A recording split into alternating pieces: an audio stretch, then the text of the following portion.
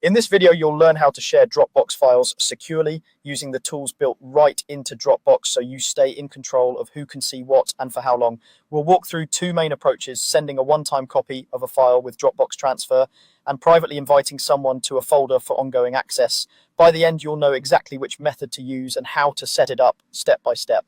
Let's start with what's often the cleanest option for most people, especially if you're on a free Dropbox plan: Dropbox transfer. This is a great choice when you want to send a static copy of a file to someone without giving them access to your entire folder or letting them change anything in your account. On your computer, open Dropbox. For many Windows users, that means opening File Explorer and going to the Dropbox section in the left-hand panel.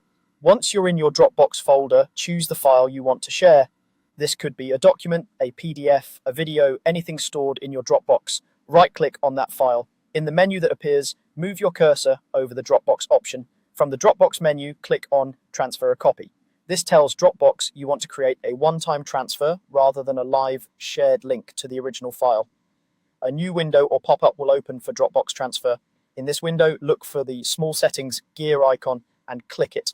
This is where you can fine-tune your transfer settings. Here you can set an expiration date so the transfer link automatically stops working after a certain time. You can also add a password so that only people who know that password can open the file.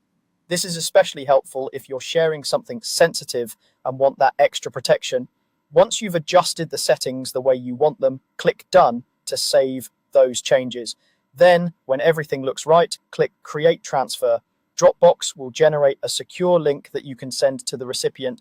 One nice bonus is that you'll get a notification when the person downloads the file, so you're not left wondering whether they've accessed it or if it's just sitting there unused. Now, let's look at another approach that's more private and better for larger files: inviting someone directly to a folder.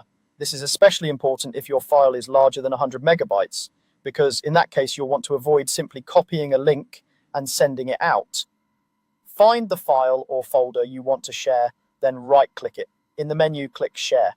In the sharing window that appears, click Add People. Type the recipient's email address directly into the field. This ensures that access is tied to a specific person, not just anyone with the link. Before you send the invite, make sure to set their permissions to Can View instead of Can Edit. That way they can see and download the file, but they can't change or delete your original. This method is more secure because only the person with that exact email address can access the shared content, giving you tighter control over who sees your files.